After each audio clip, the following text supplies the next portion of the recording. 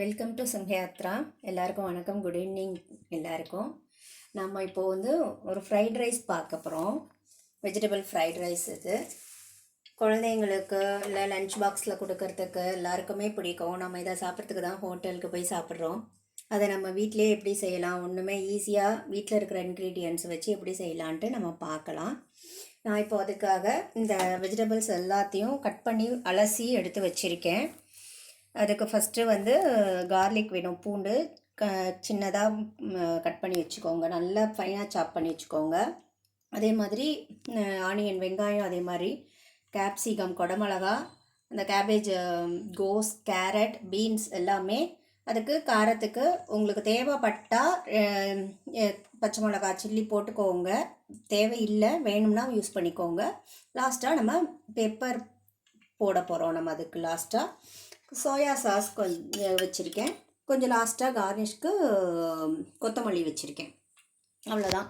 இந்த சாதம் வந்து நான் ஏற்கனவே வடித்து எடுத்து வச்சுருக்கேன். இந்த மாதிரி இருக்கணும். நல்லா ஒரு உதிராக ஒரு அரிசியாக இருக்கிற மாதிரி நீங்கள் வடித்து வச்சுக்கோங்க. அப்போ தான் அது நல்லாயிருக்கும். ஒருவேளை பாஸ்மதி இருக்குது, என்கிட்ட இப்போ பாஸ்மதி இல்லை, நார்மல் நம்ம வீட்டில் பண்ணுற பொன்னி அரிசியில் தான் நான் வடிச்சிருக்கேன். நீங்கள் உங்கள்கிட்ட வந்து பிரியாணி அரிசி இருக்குன்னா நம்ம அதை பார்க்கலாம்.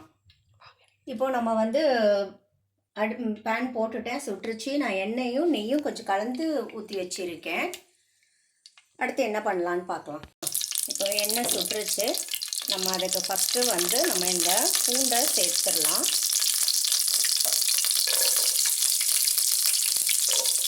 சும்மா ஒரு 4-5 பூண்டு போட்டிருப்பேன் நான். அது கொஞ்சம் ப்ரௌன் கலர் ஆகட்டும்.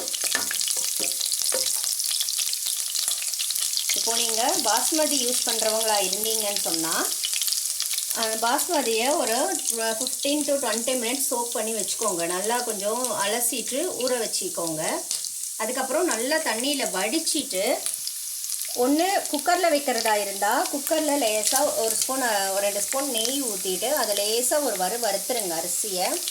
அரிசியை வறுத்துட்டு தண்ணி 1 டம்ளருக்கு பழைய அரிசியாக புது அரிசியான்னு பார்த்துக்கோங்க. அப்படின்னா 1 டம்ளருக்கு 1 டம்ளர் அரிசி, இல்லைன்னா 3/4 டம்ளர் அரிசி, அந்த ரேஷியோவில் நீங்கள் தண்ணி ஊற்றி 1 விசில் 2 விசில் வரும்போது ஆஃப் பண்ணிடுங்க. அப்போ தான் அந்த உதிராக ஃப்ரைட் ரைஸ்க்கு உண்டான நம்மளுக்கு இது கிடைக்கும். அப்படி இல்லை, நான் சாதம் வடித்து பண்ண போகிறேன். இன்றைக்கி நான் வந்து வெந்நீரில் அரிசியை போட்டு வடித்து தான் நான் பண்ணியிருக்கேன்.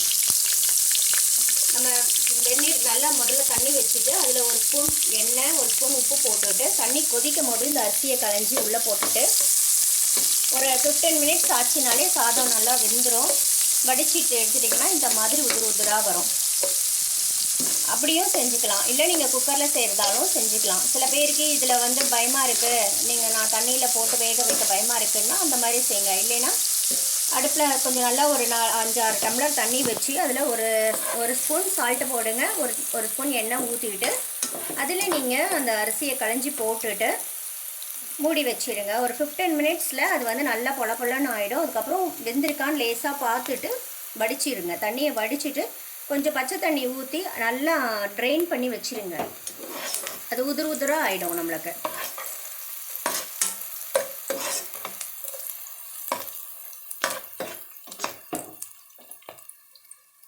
ஓகே, நம்ம இப்போது ஒரு வெஜிடபிள்ஸாக போடலாம்.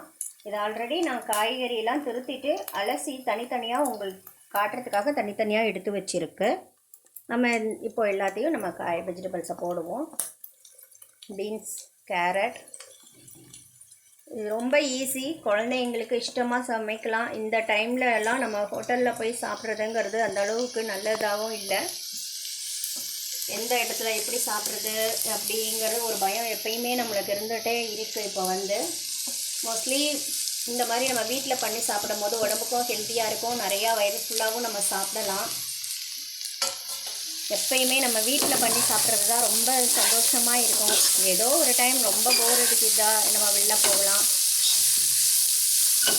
இதே தான் ஹோட்டல்லையும் பண்ணுறாங்க.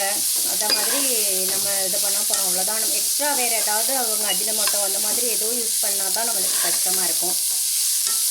நம்ம இப்போ வேறு எதுவுமே இல்லை.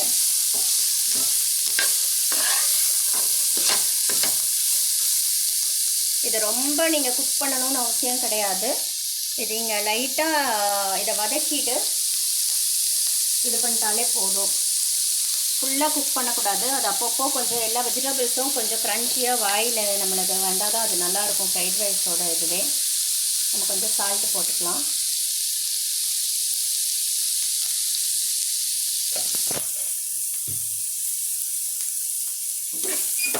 குழந்தைங்களுக்கு பார்க்கவும் கலர்ஃபுல்லாக இருக்கும்.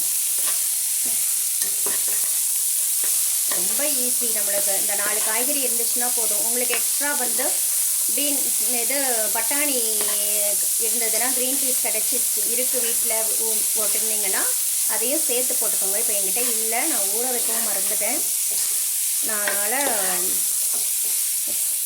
அது போடலை. இருந்ததுன்னா நீங்கள் க்ரீன் பீஸையும் பட்டாணியும் சேர்த்து போட்டுக்கோங்க. ரொம்ப டேஸ்டியாக இருக்கும், குழந்தைங்களுக்கு பிடிக்கும். இது நம்ம லைட்டாக இது கொஞ்சம் ஆஃப் பாயில் ஆகட்டும். நம்ம அந்த நேரம் நம்ம இது பண்ணிடலாம்.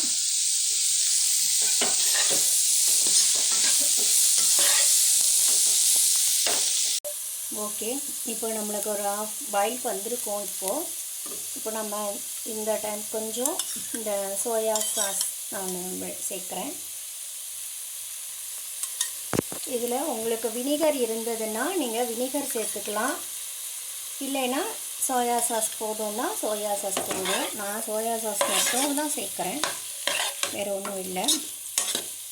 நம்ம சால்ட் அப்பயே நம்ம சேர்த்துட்டோம். சாதம் போட்டுட்டு நம்ம அதில் சால்ட்டு சேர்த்துக்கலாம். சாதத்துலேயும் கொஞ்சம் சால்ட்டு போட்டிருக்கேன். நீங்கள் அதே மாதிரி உங்களுக்கு டேஸ்ட்டுக்கு பார்த்துட்டு நீங்கள் செஞ்சுக்கோங்க.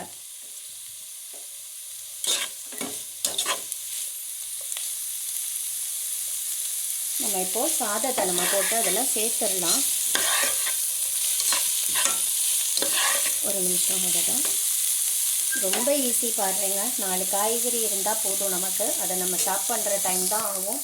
அதை நீங்கள் கட் பண்ணி வச்சுக்கிட்டீங்கன்னு சொல்லிட்டா முடிஞ்சு போச்சு நம்மளோட வேலையே. ரொம்ப ஈஸியாக நம்மளுக்கு முடிஞ்சிடும். டேஸ்டியான ரொம்ப ஆசையாக குழந்தைங்களுக்கு நம்ம பண்ணி கொடுத்துடலாம்.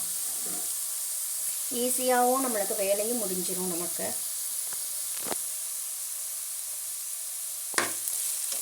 இந்த மாதிரி நீங்கள் செஞ்சிட்டிங்கன்னா சும்மா கொஞ்சம் ஒரு 10 பீன்ஸ் கேரட் அந்த மாதிரி போட்டுட்டு பண்ணாலே போதும். ஓகே, நான் இப்போது சாதத்தை போடுறேன் பாருங்கள்.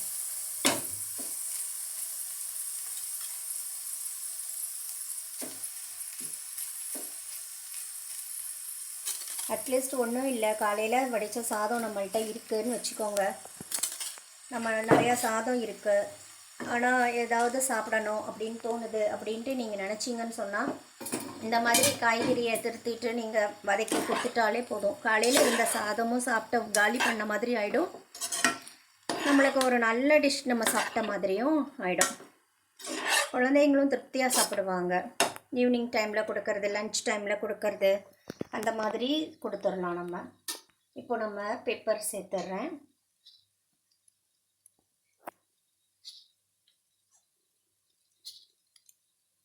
உங்கள் டேஸ்ட்டுக்கு தக்கன மாதிரி நீங்கள் சேர்த்துக்கோங்க. கொஞ்சம் சால்ட்டு,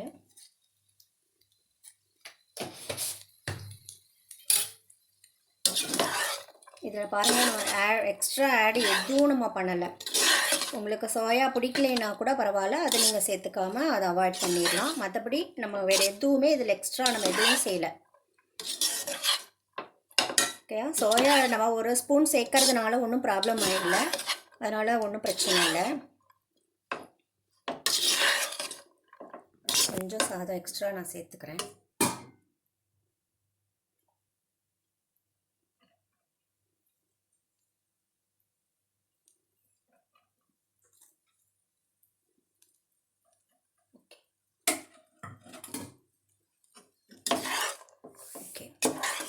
இதை நீங்கள் பாஸ்மதியில் செஞ்சு பாருங்கள்.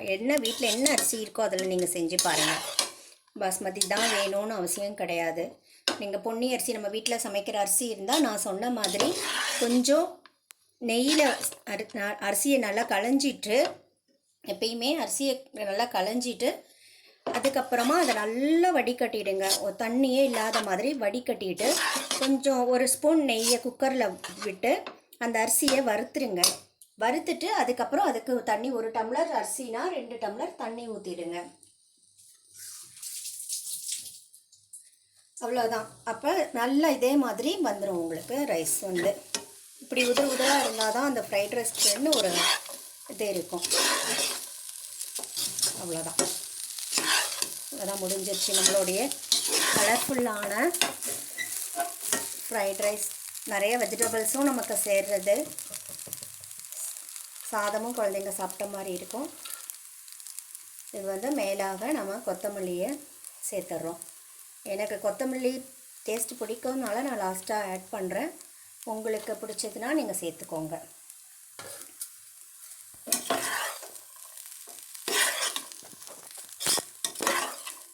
பாருங்கள், நம்ம ஒன்றும் பெருசாக ஆயிலெலாம் எதுவும் விடலை. இது உங்களுக்கு வந்து வீட்டில் ஆலிவ் ஆயில் இருக்குது, நான் யூஸ் பண்ணுறோம் அப்படின்னு நினைக்கிறவங்க இதை ஆலிவ் ஆயிலில் நீங்கள் சேர்த்து பண்ணுங்கள். நான் ஃபஸ்ட்டு வந்து கொஞ்சம் கீயும் ஆயிலும் தான் சேர்த்து விட்டேன். உங்களுக்கு இல்லை நாங்கள் ஆலிவ் ஆயில் யூஸ் பண்ணுறோம் அப்படின்னு இருக்குதுன்னு நினைக்கிறவங்க நீங்கள் ஆலிவ் ஆயில் யூஸ் பண்ணிங்கன்னா அப்படியே நீங்கள் ஹோட்டலில் கொடுக்குற அந்த பளபளன்ட்டு இருக்கும். வந்து இது எனக்கு எப்படி வீடியோவில் அந்த கலர் வருதுன்னு எனக்கு தெரியல, ஆனால் இங்கே நேரில் வந்து இது நல்லா இருக்குது பார்க்கறதுக்கு. நம்ம அவ்வளோ காசு கொடுத்து எங்கேயோ போய்ட்டு எப்படி பண்ணுறான் அப்படின்னு தெரியாமல் நம்ம சாப்பிட்டு வரத்துக்கு இது ஓகே தானே. பண்ணி பாருங்கள் வீட்லேயும். நல்லா இருந்ததுன்னா எனக்கு ஃபீட்பேக் சொல்லுங்கள். கண்டிப்பாக லைக் பண்ணுங்கள், எனக்கு கொஞ்சம் என்கரேஜ் பண்ணுற மாதிரி இருக்கும். நெக்ஸ்ட் டைம் நான் இன்னும் ஆசையாக பண்ணுவேன். நான் ஷேர் பண்ணுங்கள், கமெண்ட் பண்ணுங்கள், எப்படி இருக்குது என்ன எதுன்னு சொல்லிட்டு கமெண்ட் பண்ணுங்கள். அடுத்து வேறு ஏதாவது டிஷ் தேவை அப்படின்னு நினைக்கிறவங்க வேணும்னா எனக்கு கமெண்ட்டில் சொல்லுங்கள். ரொம்ப தேங்க்ஸ். பாய்.